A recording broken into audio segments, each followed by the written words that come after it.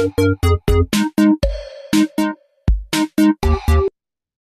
right, welcome everyone. Welcome to the Geo Show. We're going to go ahead and get started with today's virtual field trip.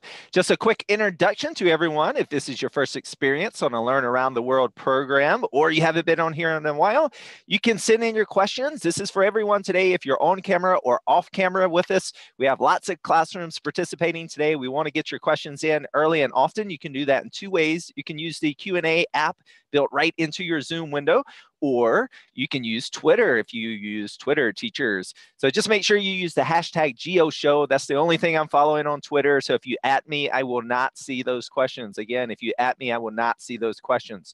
We do use Kahoots right here on the Geo Show. You can play as a classroom or as individuals if you are one-to-one.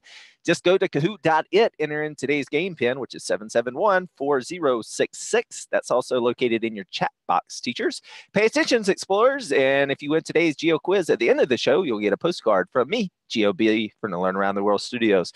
Also, I don't know everything there is to know about every single monument and memorial in Washington, D.C. If I need to do further research, I will post those answers for you at flipgrid.com/GeoShow. Also, feel free to use a space to publicly share your research that you've learned by looking into Washington, D.C. and the monuments. So this space is for all of you as well. All right, we're going to go ahead and get started with today's show. But first, I want to know from you, explorers, are you guys ready? Yes. All right, Geo Show is now live. Let's do it, guys.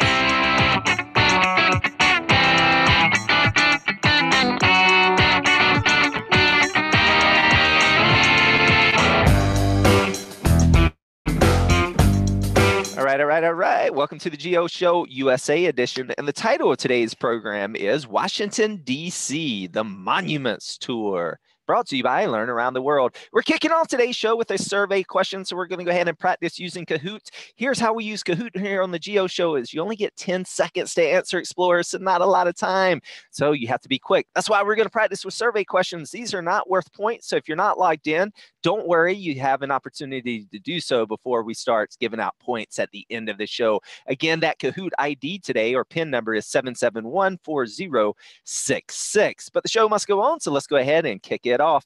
You must look up at the screen to see the questions and answers, not down at your devices. First survey question is, what state is Washington, D.C. located in? Is it red, Washington, blue, Virginia, yellow, Maryland, or green? It's not in a state. What do you guys think? All right, so if you answered green, it's not a state. Virtual high fives to you. Pow, pow, pow. 45 of them going out, in fact. Right, it is not a state. So Washington, D.C. stands for Washington District of Columbia. So it's actually a district. It's a federal district. That means it's federal national land. It is not part of a state. The state, there is a Washington state, but that is on the West Coast, not on the East Coast where Washington, D.C. is located. All right, so let's find out. The Geo Show is a geography-based program. That means location matters. So let's go ahead and look at our map. Where is Washington, D.C.? Well, normally we go around the world here on our virtual field trips, but we're staying right inside the country. If you're from the U.S. in the USA edition of Geo Show, we're going to Washington, D.C., which is located on the eastern seaboard, not on the western seaboard where the state of Washington is. When we zoom in and look at Washington, D.C., it's actually on the East Coast because, well, we need to think back, go back into history. If you guys were paying attention in U.S. history, remember the country started off with 13 colonies, and those 13 original colonies became the first 13 states. So Washington, D.C. is roughly about in the center of where those 13 original colonies were. Today, if we tried to put it in the middle, it would be out here somewhere in the country. But at the time, it made sense. The country has gotten a lot bigger since Washington, D.C. was formed. When we go in and zoom into Washington, D.C., another reason it's located exactly where it is because of our first president. Who knows who our first president was?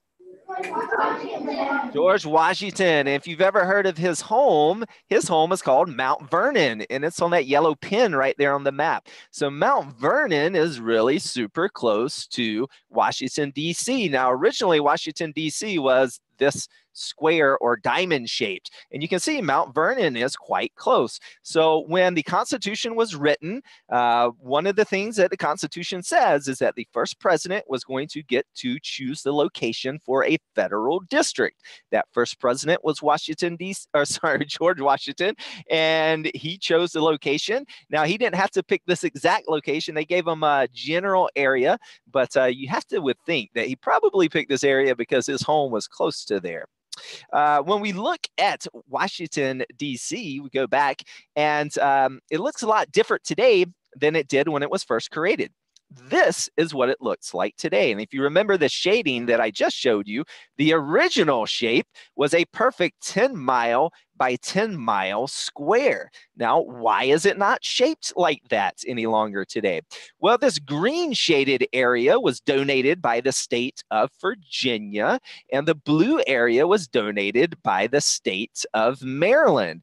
And if you are familiar with the early history of the U.S., you know that there was slavery in the early United States, and Virginia was a slave state, and when Washington, D.C. banned slavery inside the city limits, inside this area, that upset the people of Virginia, or the government of Virginia, and they took their land back. So let's go ahead and erase it. And so today, Washington, D.C. is only made up of the land that was donated by Maryland. So that land never returned back to Washington, D.C. And if you're wondering why there's a squiggly line running through here, that's because that's the Potomac River. So it's a river that it separates these two pieces of land. So that's why it has its shape that it is today. But we're going right into the center of Washington, D.C. today because we're talking about monuments. And we're going to visit an area or place called the National Mall. Can you guys say National Mall? All right. So the National Mall, we're going to zoom right in here to the Washington Monument. Don't worry, we're going to go look at all of these places. I just want to show you where some of these locations are located. That's the Thomas Jefferson Memorial. The FDR Memorial is located over here. This is the Lincoln Memorial. Now, the National Mall is operated and oversaw by the National Park Service. Okay, here's the White House to the northern end, and the Capitol, or the Congress. You may have heard of Capitol Hill before because it kind of sits up on a hill. And that is the National Mall. And we are going to go all around the National Mall today and look at some of the most popular monuments and memorials. Now, we won't see all of them. There's about 65 or so lesser known ones that we will not see today on our virtual field trip because we're going to focus on some of the major ones. All right, so we're going to kick it off today by introducing our guest classrooms to the show. First up, we have Mrs. Rockwood's third graders from Massachusetts. Welcome to the show, guys. Thank you. All right. And do we have any fun facts about Washington, D.C. or monuments today from your classroom? Yes, we do. How many would you like? Let's go with one. Okay, who was the first one? Dom. Okay, you ready to speak loudly? The Tomb of the Unknown Soldier is the eternal resting place for one soldier from World War II, Korea, and Vietnam. Did you hear him? Yeah, so the Tomb of the Unknown Soldier is to honor soldiers that were unidentified or unknown from previous wars. Now, here's an interesting thing because it plays into what we were just talking about. The Tomb of the Unknown Soldier is located in Arlington Cemetery. Fun fact about GOB, guys, I got lost in the Arlington Cemetery on a 6th grade field trip when I was in school. Don't do that. Stay with your chaperones and teachers. All right, so when you go to the Arlington Cemetery, that is located in Virginia. So it's located across the Potomac River. So it's not actually technically in Washington, D.C. But we do think of that as a national monument, a national memorial. But we're going to focus on the ones along the National Mall today, the area that we were just focusing on. Great fun fact there. Next up, we have with us Mrs. Cronin's classroom. They are first graders from Hampstead, New Hampshire. Welcome to the show, guys. Hello. All right, they are pumped up, and so am I. Do you guys have a fun fact you would like to share about our topic today? Yes, we do. Lola, stand up. Nice and loud. I'm studying the Jefferson Memorial, and the statue weighs 10,000 pounds. Right, it is 10,000 pounds. And we're going to get back to this. The original statue was not 10,000 pounds, but the one today is 10,000 pounds. And we do have our last but not least, certainly, guest classroom today is Mrs. Lillard's 4th and 5th graders from Lufkin, Texas, way down south. Welcome to the show, guys. Howdy. Howdy. All right. And does anyone in your classroom have a fun fact you would like to share today? Yep. Go for it. Now look at him. Look at the. Look at that. We from Texas. We just want to know. I'm not from Texas. Okay. No questions. That's okay. If you want to share with us later, we'll come back to you. So no worries there. We are going to continue and start looking at those monuments and memorials before we start opening it up for questions. I do give some random shout outs here on the show. And our first random shout out today is going to Oak Lawn Elementary in Wisconsin. Welcome to everyone watching from Wisconsin today. All right. So let's go back down to the National Mall. Again, there are many, many monuments and memorials. I've separated or grouped them today into important people and veteran memorials. We're going to start off today with talking about important people. All right. So when we look at the National the National Mall, I should say, so that's the green shaded area on this map. And if you remembered when we circled around, the White House is up here. Here's Congress. The Lincoln Memorial is to the west, and the Jefferson Memorial is down south. Okay, we're going to start off right in the smack middle today with the Washington Monument. Then we're going to walk by what's known as the reflection pool, one of many reflection pools around the National Mall. Technically, this is the Lincoln Memorial reflection pool. Then we're going to go see the Lincoln Memorial. Then we'll cross Independence Avenue and take a look at the Martin Luther King Jr. Memorial. And then we'll see the FDR or Franklin Delano Roosevelt Memorial. And then we'll see the Jefferson Memorial. So this gives you an idea of the route we're going to take on our virtual tour. So let's start off with the Washington Monument. Okay, guys, so this one is the tallest and it took the longest to build. It took 36 years to build the Washington Monument, and not because it takes 36 years to build something like this. It's because when it was first constructed, they ran out of money, and it just sat in Washington, D.C., partially built for a long, long time before they started again. So they ran out of money in 1854. It was started in 1846, and construction did not start again until 1879, and it was completed in 1884. When it was completed, it was the tallest building in the world. It's called an obelisk. This particular shape. That's like a tall column with a pyramid on the top of it. How tall is it? Well, it is pretty tall. It's 555 feet tall and 5 1/8 inches. And it is about 40,000 tons. When we look at it, remember I said it was partially built for a long, long time. If you guys can look right here, you can see there are two different colors right here. And you can kind of really see it to the picture on the left, right? So there's kind of a distinctive line or separation there. Well, the reason that's that way is because they built the bottom part with one type of stone, and they used marble from a different quarry to complete it. So once they ran out of money and they completed it, they were using stone from a different quarry. That's a different location. That's why you see the change in color of the Washington Monument. Now, typically you can go up to the top in an elevator, but currently it is closed down for renovations, and it is not opening again until 2019, so next year. The original elevator that they put in was a steam-powered elevator, and it took 20 minutes to take an elevator up to the top.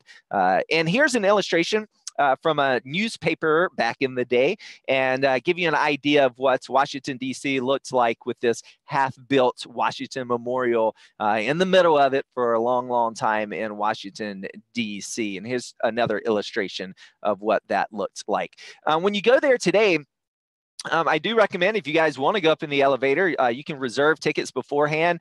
They get booked well in advance, so I would recommend doing that well before you go. You do see repairs that they have to make from time to time.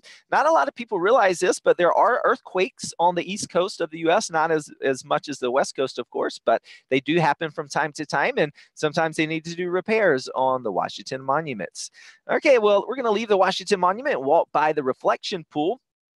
And when we walk by the reflection pool, a couple of things about this reflection pool. We'll see why it's called the reflection pool when we turn around at the Lincoln Memorial. We'll get a good shot of it. This was repaired back in 2010. Remember earlier I was talking about my 6th grade experience in Washington, D.C.? When I came here as a kid, I won't tell you what year that was, but this was covered with algae and moss. It was gross, guys. In 2010, they repaired this. It was leaking, and they repaired it, put a nice reflective bottom, a new one on the bottom of it, and they did that in 2010.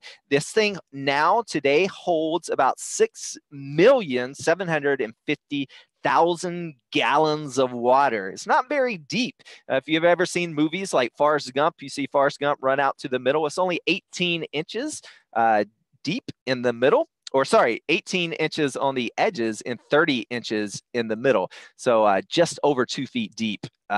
But as we walk closer to the Lincoln Memorial, we'll turn around and get a look at why it's known as the reflection pool. It has a beautiful reflection of the Washington Monument that we were just at. It's really not close. It looks like the Washington Monument is right up against the water, but it is not close at all. It's kind of far from there.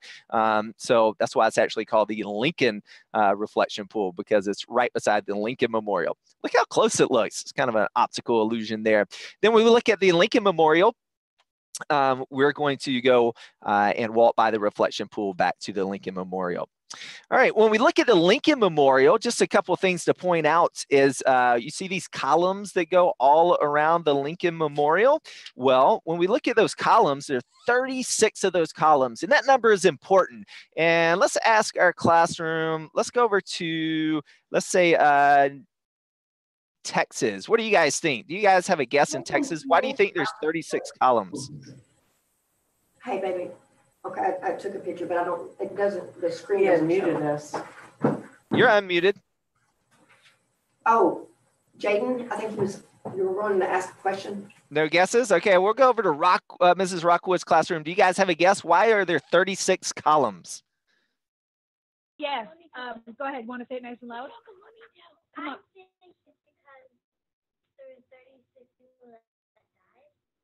There were 36 what?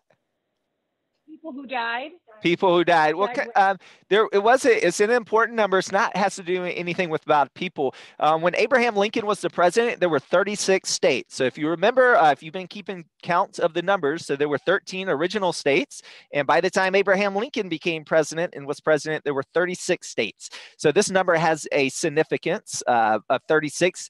Each of those states actually has their name across the top here as well. So when you go there, just know that some of these numbers and some of these, why they have certain numbers of things, they have certain they represent important events and numbers. Okay, when we go into Lincoln Memorial, when you walk in, when you look to both sides of the inside area, you see writing on the wall. And Abraham Lincoln was known for his speeches. He was a fantastic speech giver, public speaker. And so when you walk in, if you look to the right, this is his second inaugural address. So that is the speech that a president gives after they're sworn into office. If any of you watched President Trump's inauguration most recently. And when you look to the left is part of the Gettysburg Address. So many of you may have heard of that before as well. When we look at the statue of Abraham Lincoln, it's 19 feet tall and 19 feet wide, and it weighs 120 tons. And when you walk out of the front of the Lincoln Memorial, what's really a famous spot right here is where Martin Luther King Jr. gave the famous "I Have a Dream" speech or March on Washington in 1963, August 28th, 1963. So you can come stand here. Many of you may have seen this picture before or this perspective in movies, and of course when Dr. Martin Luther King was giving his speech. So again, when we go back inside and we look at the statue, it's 120 tons. Just the head itself is 3 feet 7 inches tall. So it is quite a big statue. Some of you may have seen it on the back of your $5 bills. And when you go here, when you guys go here one day, if you haven't been, I hope you all get to go someday in person. But if you go, there's a little something to find, which is a little hidden fun fact. So go on the wall, and there's a word that's written here. And it's written in the second inauguration address. And it says, if you look at it closely, I'll write it here for you, but it says future, and it's not supposed to say this. It's supposed to say future. And the stone carver that put this in here actually, by mistake, put an E instead of an F. They tried to smudge out the bottom part of the E, but you can still tell it's an E, not an F. But that's a cool little fun fact you can point out to your parents or your older brothers and sisters if you ever go with them one day. So that's a good one to know about. And this is, again, that famous spot where Dr. Martin Luther King, just out on those front steps, gave his famous "I Have a Dream" speech. And speaking of Dr. Martin Luther King Jr., his memorial is located just across Independence Avenue, and it is, the address for his memorial is 1964 Independence Avenue. And if you notice, when I give you guys numbers today, they usually represent something. So that year, 1964, that was the year that the Civil Rights Act of 1964, Dr. Martin Luther King Jr. was a big part of that getting passed. So that is the address of his memorial. When we look at Dr. Martin Luther King Jr.'s memorial, this is all outdoors, so there's no inside areas here.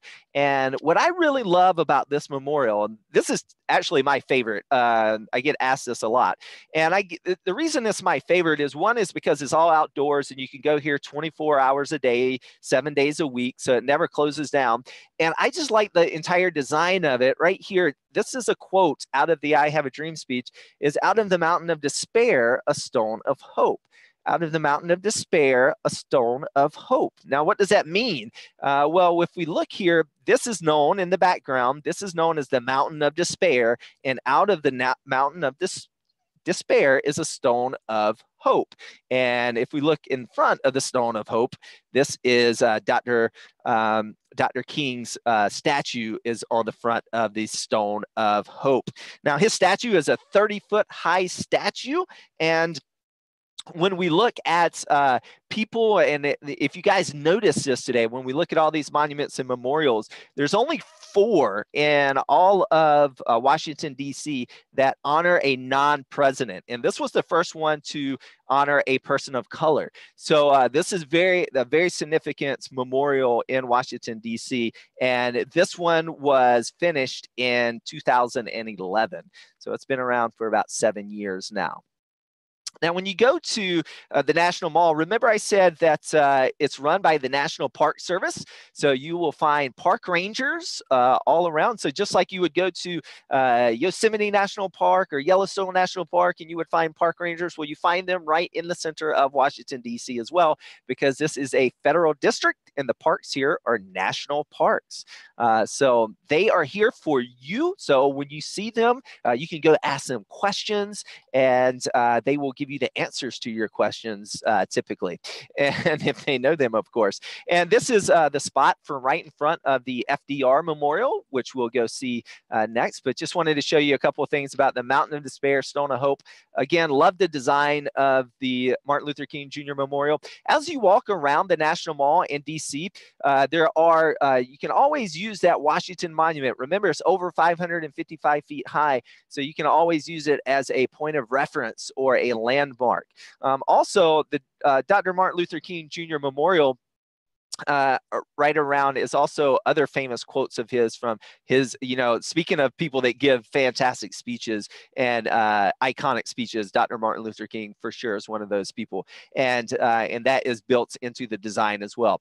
So when we go to FDR, Franklin Delano Roosevelt's memorial, he is or was our 32nd president.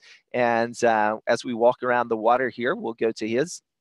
give you a little bit of foreshadowing, that's the Thomas Jefferson Memorial that we're looking at across the water. But Franklin Roosevelt, when we look here, 1933 to 1945. And so if I ask my classroom, let's go this time over to New Hampshire, how many years is one term of a president? Do you guys know that in first grade yet? 4 years. Okay. And how many terms maximum can you be president? Do you know that? 2. So what's 4 plus 2? 8. Now look at the years here, 1938 to 1945. That's more than 8 years. Why is that? Well, Franklin Roosevelt was actually elected 4 times. He was serving 4 terms. It would have been longer, but he died during his 4th term. And that's the reason we have that rule now, is because it never really came up until Franklin Roosevelt. And then he got elected 4 separate times. And afterwards, even though he was a great president, they were like, maybe that was a bit too long. And so now today you can only be a president for 2 terms maximum. Franklin Delano Roosevelt, not a lot of people know this or realize this, or they definitely didn't know at the time, but he was disabled. He was in a wheelchair. He could not walk.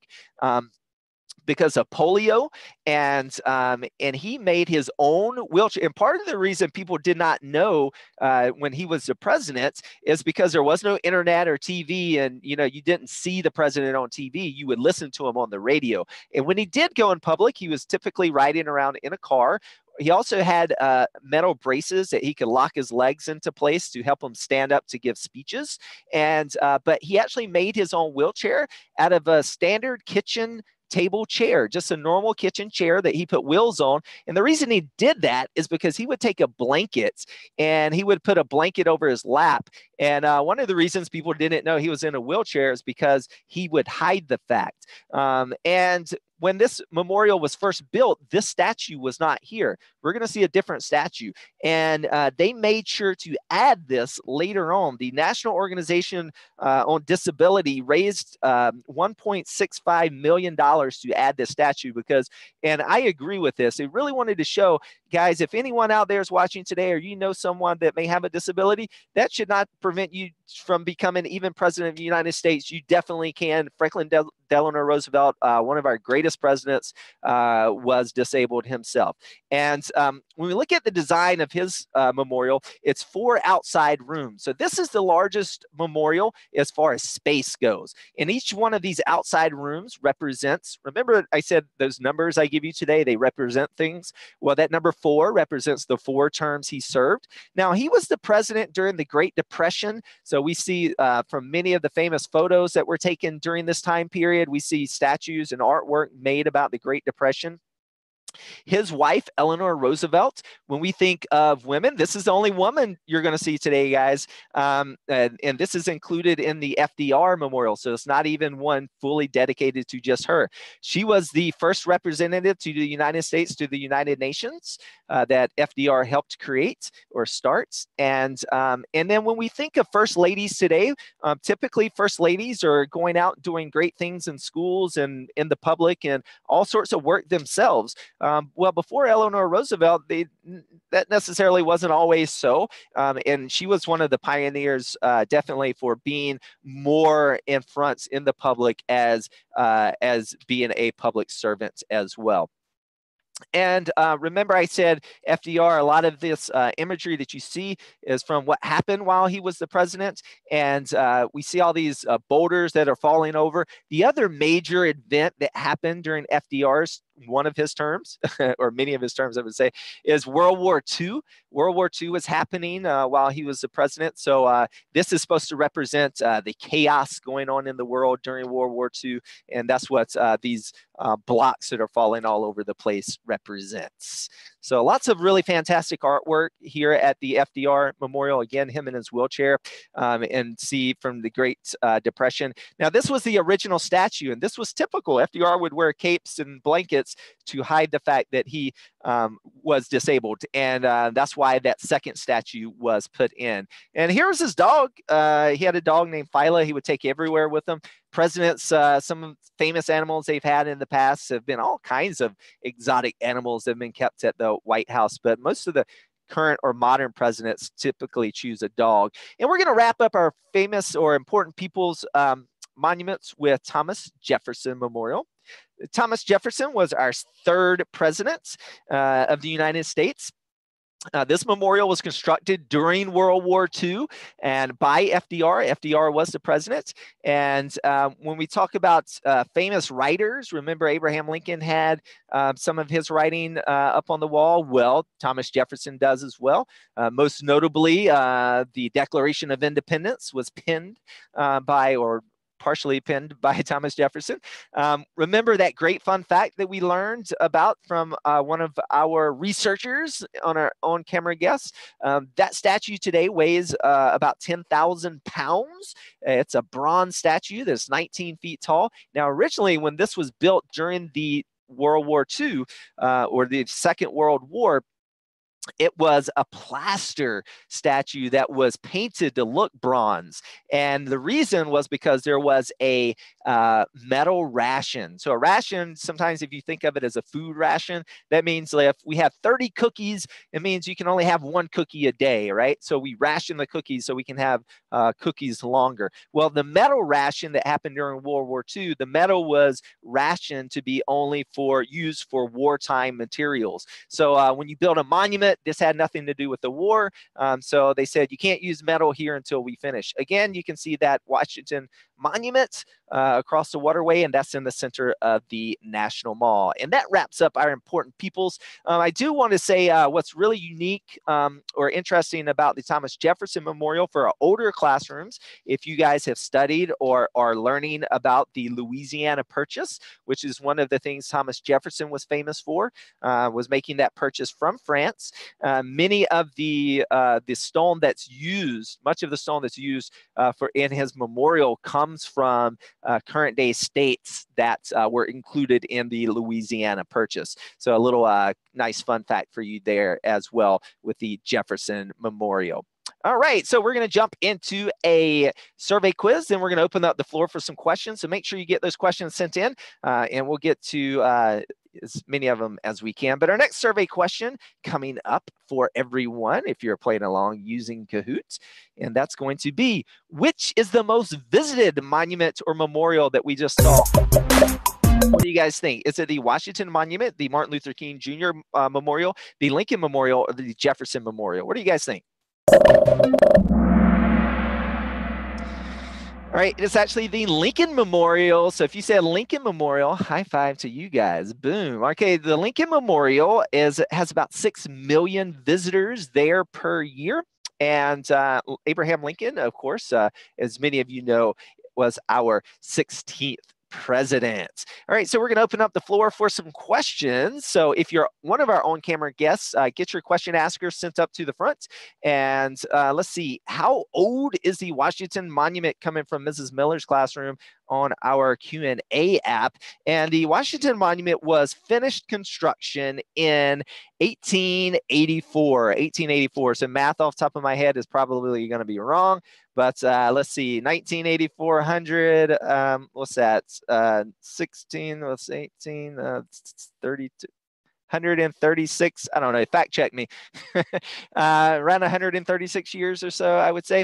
Let's see, and what is the, or sorry, why are the monuments made of stone? That's a great question. So they're built to last, right? We want them to last for long periods of time. So typically we're going to build those out of stone, and typically you use like a nice stone. So a lot of those are covered with marble, is there the stone of choice, typically, not all the time, but definitely in most of the ones that we saw today as well. Okay, let's start off today. Let's go over to Massachusetts. Do you guys have a question for us? Or sorry, down in Texas, Lufkin, do you guys have a question? Go ahead. Go ahead. Go for it. How tall is Lincoln's statue? In the Lincoln Memorial, the entire memorial? Yes. Yes. The entire memorial, Lincoln Memorial, is, let's see, 99 feet tall. If we look at the entire, so that means the building and everything. His statue is not 99 feet tall, and it's actually 201 feet wide and 10 inches, and it's actually 132 feet deep as well. And are you showing us? Did you draw that? Yes, sir. Awesome. Awesome. That's great, man. Cool. So I love the artwork there. And let's go over to Mrs. Rockwood's classroom in Mass. If you guys have a question for us. Yes, we do. Riley, come on right up. There you go. Riley, go ahead. Eleanor Roosevelt Memorial.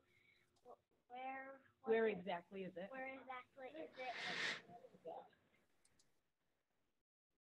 And what was the follow-up? And when was it built? Okay, so the Eleanor Roosevelt's memorial is included in the FDR memorial. So she does not have her own separate one. It's contained within the Franklin Roosevelt's memorial, and that one was dedicated in 1997. 1997. So when it was not there the first time I went. And let's go over to New Hampshire. Do you guys have a question for us? Is there any more plans to make a new memorial? Is there any what? Plans. Is there any more plans to make another memorial? Oh, more plans, more plans. Yes, there are plans. Every year there are plans that get sent in or proposed. And Mrs. Folks or Mr. Folk, I'm sorry, is asking why did they pick or build all of these monuments as well? So I'm going to kind of answer both of these together. So I often get asked, what is the process that you have to go through to build a new monument or memorial, right? Well, that's it's changed over the years. It's in fact, the first one that we talked about today, the Washington Monument, there was a lot of debate about that first one because we have to think before the U.S., most of the countries in Europe, because that's what we're most closely related to as far as coming as an English colony. When those European countries were typically run by a king or queen at the time. And so most monuments and memorials were built for kings. And even in the colonies, so when the revolution happened, they tore down lots of king statues. And so once the new country was started, the new District of Columbia, Washington, D.C. was started and proposed. In the original plans, there was supposed to be where the Lincoln Memorial is, there was supposed to be a giant statue of George Washington riding on a horse. A lot of people shut that down. They said, no, he's not a king. We know he's great. He's a fantastic war hero and we love him, but we don't want to make a monument for a person. And that argument lasted for a long, long time. And the original Washington monuments plans went through a number of variations. There used to be an old Washington statue that was him, but that was removed later on.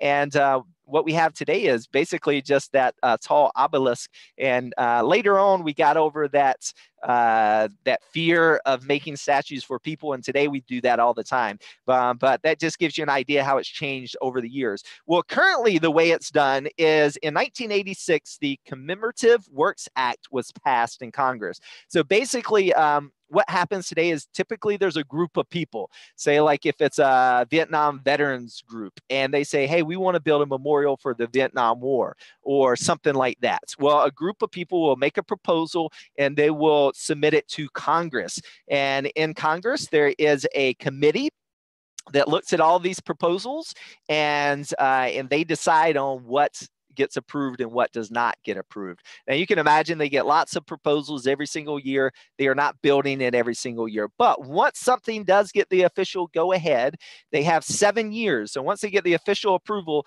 there's 7 years to start that construction or they lose their permit to build it. And whoever is raising the money to build it, they have to fund 10% of it. And then national money can be used for other parts of it as well. But that's the basic idea about it today, or how it happens today, is lots of people put in proposals and the winning idea will get built. The most recent one that you'll see today, I believe, is the World War II Memorial, and that was finished when, well, no, Martin Luther King Jr. was the most recent one. When we look over on Twitter, we have some questions coming in. Let's see. Let's see. How was the monuments been worked on late? Has the monument been worked on lately? I'm assuming maybe the Washington monuments is what they were asking about. And yes, they are doing repairs to the elevator inside of it. Also over on Twitter, we have who was the main speaker at the Gettysburg event where Lincoln gave his address? I don't know if there was an MC or anything. I don't think there was anyone that overshined Lincoln at that address. And I don't know, I have to go brush up on my Gettysburg history, but I'm pretty sure that was not like a major, I mean, they came after the battle was concluded, but I don't think it was like a major event. The president came and the president spoke. So I don't think there was a big long list of speakers. I could be wrong on that, but please definitely fact check with your teachers on that one as well. Okay, so we're going to jump in and shift a little bit and talk about a different type of memorial. Please keep sending in your questions. We'll try to get to as many of them as we can as the show goes on. Veteran memorials. So these are memorials that are built for past wars or conflicts. And we're going to go back to the western end of the National Mall, and we're going to see the Korean War Memorial. We'll see the World War II Memorial, and we'll see the Vietnam War Memorial.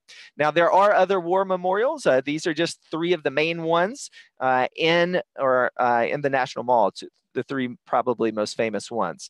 So when we look at the Korean War Memorial, when we look at it from the sky, I just want to show you the shape of it or layout of it. It's kind of shaped like a triangle with another reflection pool at the tip of the triangle. And there is a wall that is located right here. And we'll see what that wall looks like as well.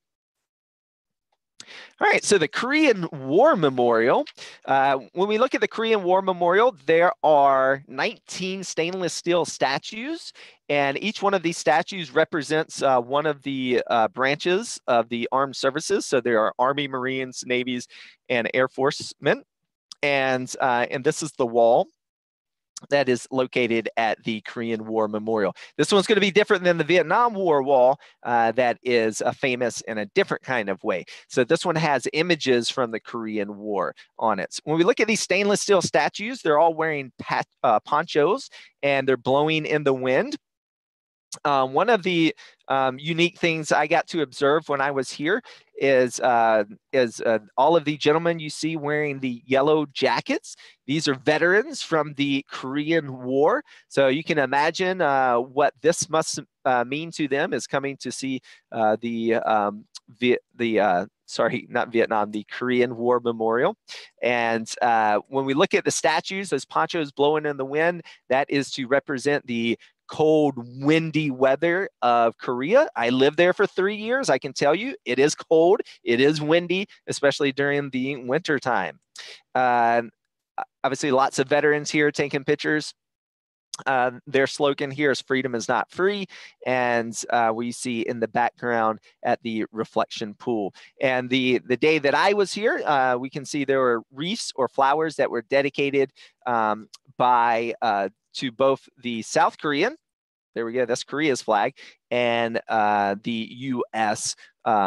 This is the 8th Army is what this is dedicated to. So you'll often see that at war memorials is flowers and other dedications to the veterans.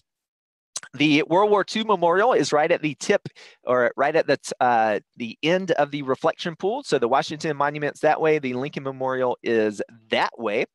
When we look at the World War II Memorial, this one was dedicated and opened in 2004, and they built it fairly quickly. It was started in 2001. There's two main columns here. So if you can look at what's written on them. It's the Atlantic and the Pacific. So if you're familiar about World War II, there were kind of two areas that the U.S. fought in. One was Europe, the Atlantic War, and then the Pacific and the Pacific War. As you walk into the memorial on each side of the grass steps there are images from famous battles during the World War II. So we can see here the landing at D-Day on beaches of Normandy. When you get closer, the water representing the oceans in the Atlantic and the Pacific column on each side. If you look at all of these smaller columns, these are 56 granite columns. They represent the 48 states and territories like Puerto Rico that were involved in the war. You can see right here is Michigan, Missouri, Alabama, Mississippi. So you can go here and find your home state when you visit Washington, D.C.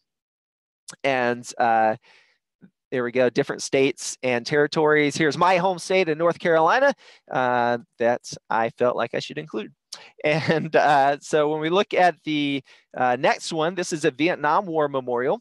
This one was built in 1981. So this was the first war memorial that we're going to see that was constructed today. And this was really unique because this one was the first one that was completely funded by private money and private donations. So that means no public money whatsoever was used in the creation of the Vietnam War Memorial. Now, there were also some stipulations to this. The Vietnam War was a very unpopular war, and so there had to be a couple rules. One is that no political messages could be in the design, and they did a big proposal. So they did a big contest, and the winner was Maya Lin, and I believe she was from Ohio, and she won the design. And it's basically two walls that are built into the side of a hill. And there is another this small statue here of the three soldiers, and we'll see that as well.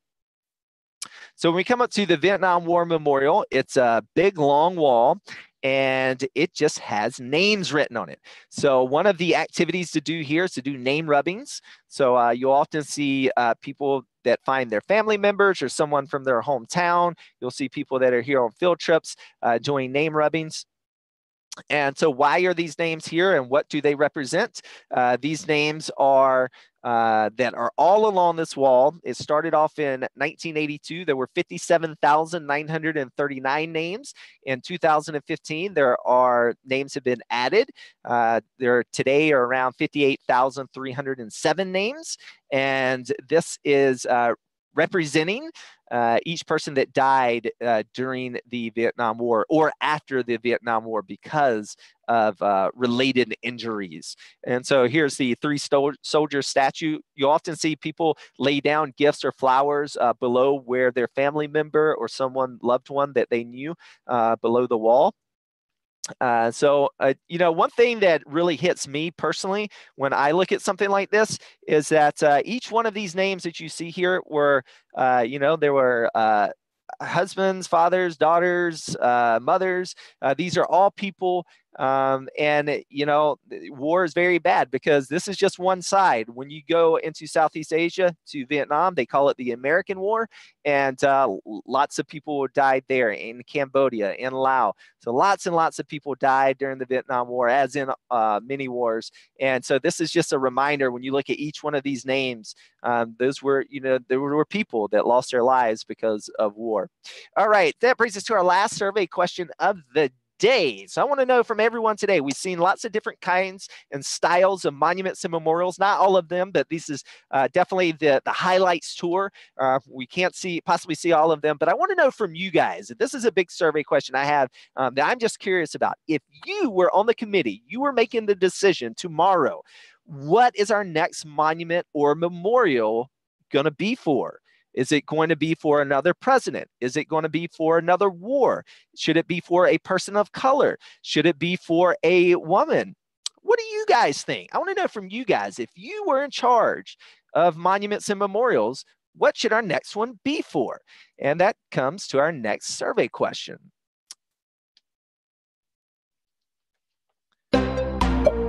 Okay, so share our next memorial will be for red and other presidents. Blue, a minority group such as Native Americans, African Americans, Latin Americans, war, or women. All right, so we have a tie between another president and women. And if I'm going to break the tie, I'm going to go with a woman. We already have so many president ones. Let's celebrate some famous women that have been so important for our country and where we are today. But again, there is no wrong answer. Everyone has their own opinions and why they choose for these to happen. All right, so we're going to do just a quick couple questions and jump right into our Geo quiz. And then I will be on for more questions after that for anyone that has time to stick around. We're going to start this time with New Hampshire. Do you guys have a question for us? Go for it.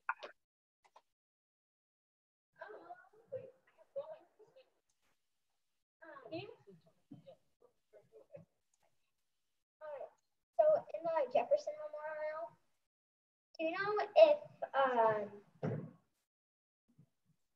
does it say, like, I know he has the copy of the Declaration of Independence, but does it actually say the Declaration of Independence? It's not the entirety of it. So it's an excerpt. So it's part of it. So it's not the entire Declaration of Independence, but it is part of it. And here's just a fun fact about Thomas Jefferson. He actually died on Independence Day. So I think that's a unique thing. So he died on July 4th when he died. Let's go over to down to Texas. Do you guys have a question for us? There's Miguel. Look at him. Sorry, we have no questions. Okay, and let's check in over in Massachusetts. Do you guys have a question for us? Yes, we do. Morgan, go down. Are they planning on making any new monuments? Yes, they will. Again, there's lots of them. Every single year there's proposals. I don't know if there's any currently in the process. I don't think there's any new current ones being built. I could be wrong. That's a good one to double check on and see if I can find that information. I definitely don't know of how many proposals they get a year. I imagine they get a lot of them. Let's see. Why was the Vietnam War so unpopular? Mrs. McCullough's class wanted to know. Lots of wars are unpopular, especially the Vietnam War. People didn't think we should be there. The U.S. was halfway around the world involved in a war that the French were losing and abandoned, and they stepped in. Also, what we cover in the GEOshow and some of our topics is the U.S. was illegally bombing Cambodia and Laos during that war. It was just a very unpopular war. People didn't want to be there. And I think what really makes it unpopular is that there was a draft during the Vietnam War. So today, if you don't want to be in the military and go fight in the war, then you don't sign up for the military and go fight in a war. Whereas there was a draft, so you didn't have a choice. If you were 18 years old and you got drafted to go to the war, you had to go. My mother was a young person during this time, and her friends, she had to watch them go off to war if they wanted to or not. And so that was another big reason why it was unpopular. Great questions coming in from there. Adam from Anaheim wants to know over on Twitter, how old was Abraham Lincoln when he died? I believe he was 65 off the top of my head. I may have to fact check my Lincoln. It's either 65 or 66. I want to say 65. I'll definitely find it up or give you the accurate answer after our Geo quiz. We're going to launch our Geo quiz. If you have time to stick around with us, then I'm here for more questions in a lightning round afterwards, but we're going to go ahead and launch this. For anyone that needs to go ahead and head out for the day, every question from here on out is worth points, so make them count. What war memorials are located on the National Mall? Which ones did we see today? Was it World War II, the Korean War, the Vietnam War, or blue, all of these? What do you guys think?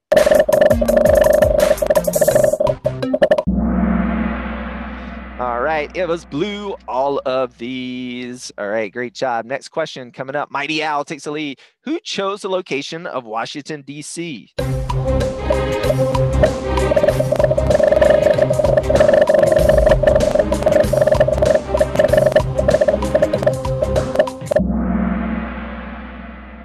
it was George Washington. And okay, Stellar Bear takes the lead and Witty Panda in second. Which memorial was not dedicated to a president that we saw today? Was it the Washington Monument, the Jefferson Memorial, the MLK Memorial, Martin Luther King Jr., that is, or the Lincoln Memorial? Which one wasn't a president? All right, that is the Martin Luther King Jr. Memorial.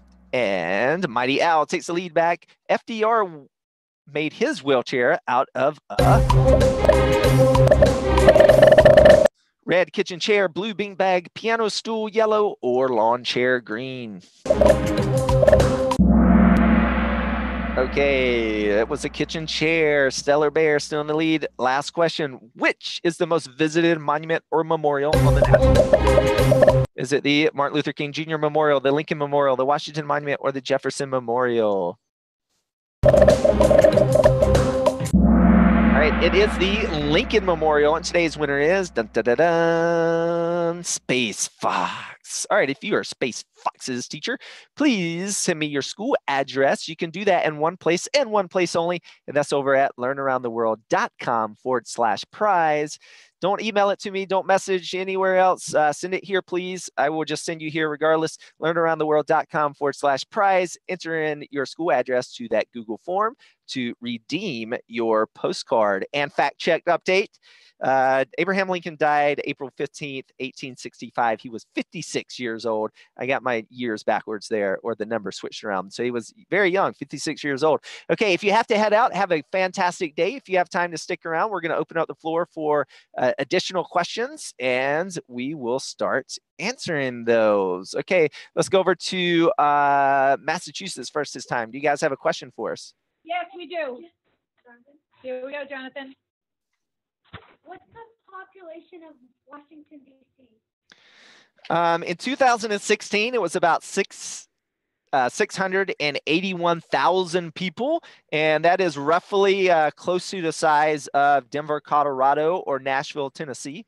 To give you an idea of kind of what's a similar size city. Let's go down to Mrs. Lillard's classroom down in Texas. Do you guys have a question? A miracle. You said you had one. Go ask. A miracle. What is your question? Ask him. Pick it up. No, just ask Jefferson. What Was Jefferson a president? what was Jefferson a president? When was he president? Yes. All right, so he was the third president of the United States, and let's see, I would have to look up exactly what year his term was, but he was the third president. He came. It was George Washington, and then John Adams, and then Thomas Jefferson was the third president.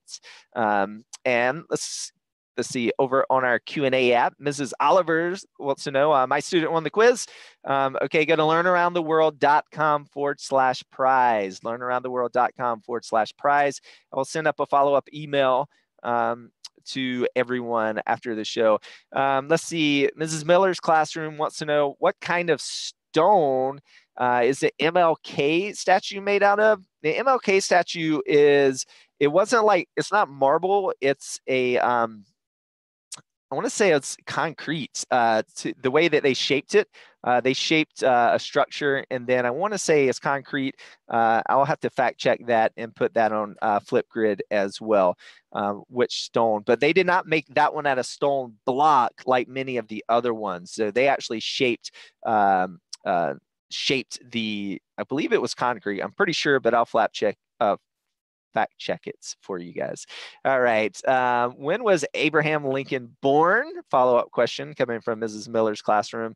Let's see. Abraham Lincoln, I just moved on from my Lincoln show notes. I just said it a second ago. Let's see.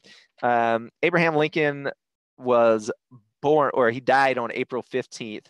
He was born, I know this off the top of my head, February, I want to say 12th was his birthday. So I'll look it up in a second. Let's see, which monument is my favorite one? Mrs. Oliver's classroom wants to know. My favorite one is the Martin Luther King Jr. Memorial. for a number of reasons. One is it's all outdoors, and you can go there 24 hours a day, and then also it's the only one of a person of color. I think we need more and more of women as well. There are many fantastic people that help shape this country, not just the people that happen to be president.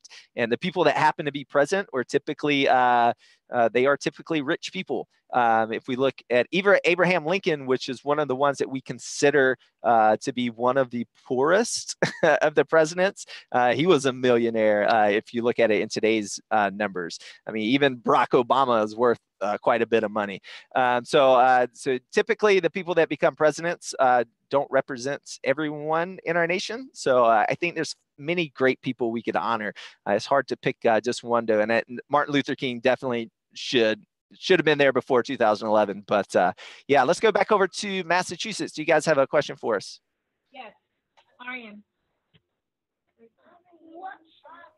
What year was the World War II monument finished? Finished?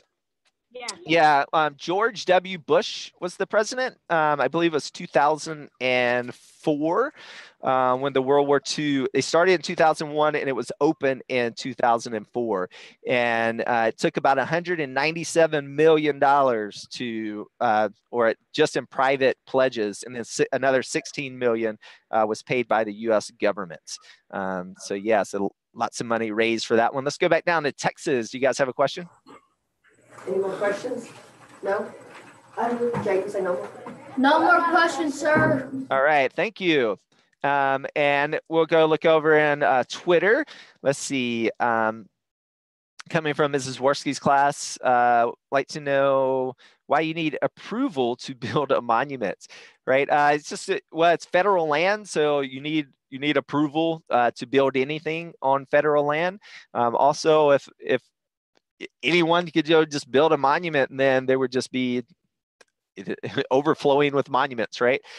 So they have certain criteria is to try to keep it to a minimum, because they don't want too many. But at the same time, how do we honor the people that deserve being honored, and then and include as many people as we can, yet but there are many small ones. It doesn't have to be these giant memorials and monuments as well. Also coming in, let's see, why isn't there is a Mrs. Oliver's classroom wants to know, why isn't there a World War I? There is a World War I. I just didn't show it today. It's not as big nor as in a popular spots as it's kind of towards the White House as the World War II. So there is a World War I memorial. Again, there's 65 lesser ones. You know, just not enough time to show you all of them. Has any president not had a wife? I believe all of them have been married off the top of my head. There are many. I'm not an expert on every one of the U.S. presidents, but anyone that I can think of off the top of my head had a wife. So I'm going to say yes, but not 100% sure. But typically they do. There is a first lady there. Okay, great questions coming from there. Back over on Twitter. Let's see. We answered Adam's. Renee from Anaheim wanted to know why there was a war in Korea and Vietnam. Well, that's a very long answer to give, and one I certainly don't know the full answer to, but basically it was the Cold War. So you had two mega powers after World War II. You had the Soviet Union and you had the USA.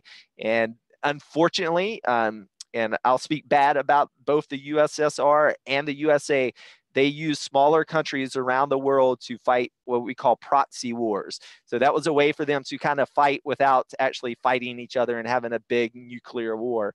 And unfortunately, countries like Korea, Vietnam, countries in Central America, Cuba, all sorts of countries around the world have been affected by these two major powers, not officially going to war, but secretly going to war with another. And then obviously the Vietnam War was not a secret war, nor was North Korea. But yeah, it's complicated stuff. History and governments is very complicated. So you guys will study a lot about it, I am sure. All right, and two presidents weren't married. Great, I love crowdsourcing. So President Grover, and maybe you guys can. Looks like you're trying to share the second one. All right, so for anyone else that's still here with us, I'm going to show you guys Cleveland and James. Okay, President Cleveland and James. Okay, and we're going to share, or James Buchanan, sorry, Grover Cleveland and James Buchanan. So for those of you that are still powering out with us and that do have the time, again, feel free to head out anytime. We're just giving you guys some bonus stuff here. So let's show you guys some branches of government. So the U.S. government is constructed of 3 branches of government. So that would be the Congress, which is made up by the U.S. House and Senate, or House of Representatives and the Senate. We have the Supreme Court, the highest court in the land, and we have the executive branch, which is just the President of the United States and their cabinet members. So we're going to start off looking at the U.S. Capitol, also known as Capitol Hill because it's up on a hill. Right behind the U.S. Capitol is the U.S. Supreme Court. And down Pennsylvania Avenue, you may have heard of before, is the White House. So if we look here, we have this is a view of the, just to give you an idea of the National Mall and how kind of open it is here. So it's pretty far away, but this is from the Washington Monument right in the middle. We can see the Capitol off the other way. So behind us, if we were to turn around, would be the Lincoln Memorial off in the distance. So when we take a look at the Capitol, when I was there on this expedition, they were doing renovations to the Capitol. As you can see, the scaffolding that is around the dome, that has been finished. It's been completed now. So if you look at a current picture, the scaffolding is not there any longer. So they have completed the renovations. And this is the front side, or the non-National Mall side, I should say. So the Supreme Court would be behind us. And when we look at the Capitol, just to give you an idea of, I said there's 65 lesser known monuments and memorials. So some of them are in traffic circles, as we see here when we walk across. This is on top of the Capitol. So we obviously can't get up there to the top of the Capitol building, but they have a replica of that statue inside of the Capitol. This is the Freedom Statue. It stands 19 feet tall and 6 inches. It weighs 15,000 pounds. It's made of bronze. This one isn't. This is just plaster inside. It's a female wearing a helmet and eagle feathers. And this is, again, called the Freedom Statue that is on top of the Capitol. Behind the Capitol is the U.S. Supreme Court. Again, this is the highest courts in the nation. So if you have a court case that goes all through up all the levels in your state, and then federal district courts, and then finally, if you keep going, you'll get to the Supreme Court if they accept to listen to your case. And when we look at the steps of the Supreme Court, you may have seen these steps in movies when people walk out after a court case is finished, for example. If you turn around, you can see the top of the dome of the Capitol. And right here, equal justice under law is what it says on top of the Supreme Court. There's 2 statues to the Supreme Court, one on each side of the steps. So on the right side, you have the guardian. This is called the authority of law, is the idea here. And the one to the left is the contemplation of justice. Contemplation of justice. And in the hands of the contemplation of justice, you have, I'll show you one that's inside, but this is a smaller statue where we get the term justice is blind that comes from here. And you can see there's a blindfold tied around the eyes there. So this is inside. When you walk in, this is the actual Supreme Court that you would go into if you were going in there. We couldn't go in there and film, but this is a diorama or a model of the Supreme Court inside. And these are the main bench. So this is where the Supreme Court justices sit, and they hear the most highest court cases coming from all around the country. They listen to these from October to April is typically when they listen to oral arguments, and then starting around June, they released their decisions to all of the court cases they heard. And if you walk down Pennsylvania Avenue, we'll see the White House. And so today you can't walk up to the White House. That was not always the case. Typically you see lots of people gathered around. Sometimes there are people just tourists taking pictures. Sometimes there are protesters. And on the back side, so that was the front, this is the back side. So behind us right now is the Washington Monument. And so this is the back lawn. And when you look here, there's lots of balconies here and gardens down here. So many of the events are held on the back lawn here of the White House. Now, I said, remember those gates? I'm kind of taking this footage in between two bars of a gate. You can't get any closer. It looks like an open field, but you can't walk any closer to this. This was not always the case. So for example, when Abraham Lincoln lived here, one of his last speeches he ever gave, John Wilkes Booth, the guy that shot him, was down on the ground in attendance. Abraham Lincoln was famous for just speaking out the windows of the White House to a crowd of people down on the ground. Well, you can't do that today for security reasons. Get a little up closer shot there. And just when you turn around, again, lots of people out there, but when you turn around in the backyard, you can see there's the Washington Monument, just to give you that landmark that we always have to let us know where we're at. All right, so let's see. Do we have any last minute questions? Let's go over to Massachusetts. Are you guys heading out, or do you have another question? Oh, yes, we're still here. Does anybody else have another question? Oh, yeah. What do you have? Are we going to? No. Is there a question here? Did you have a question? Yes. Come on up. When was Washington, D.C. made? Like established. Established. Right. So right after the formation of the Constitution, so they wrote into it was the Residence Act of 1790.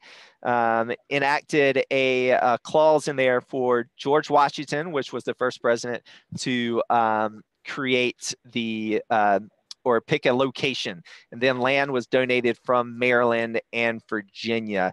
And I don't know, let's see, it was designed in 1791. That's when it was designed. I don't know when they started construction, when the first shovel went into the ground, so to speak, of building the city. I do know it took a while to build these, especially the White House. George Washington was the only president that did not live in the White House because it was not completed yet. So he was out of office by the time that the White House was completed. And when he was there, even when John Adams moved into the White House, it was not always called the White House. So the White House did not officially start being called the White House until Teddy Roosevelt coined the name White House. And the White House was started in 1792. So that gives you an idea. So if it was designed in 1791, the White House was started in 1792. So definitely no later than 1792.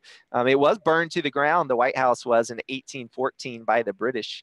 So yeah, so it took 8 years. It wasn't finished until 1800 after George Washington was out of office. All right, great questions. Let's see, over on our Q&A app, let's see, Mrs. or Mr. McCullough wants to know how many bricks were used in the Washington monuments. In total, I don't know how many bricks were used in total. I can tell you there were 193 memorial stones.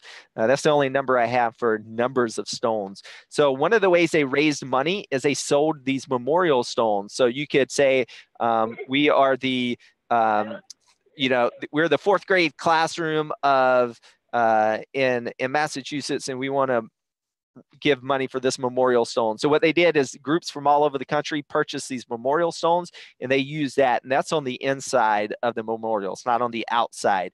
But I can give you the weight. The capstone of the Washington Monument is 3,300 pounds, and the entirety of the Washington Monument is over 40,000 tons. All right, great questions coming from everyone today. We're well over time. Awesome that there are still classrooms still watching us and sticking around. I'm going to go ahead and sign off. Say thanks for hanging out with us and exploring with us today on the Geo Show. Don't forget, it's a big world out there and a big country. So get out there, explore your hometown, explore your state, explore your country, explore the world. Keep exploring. Bye, guys. Bye.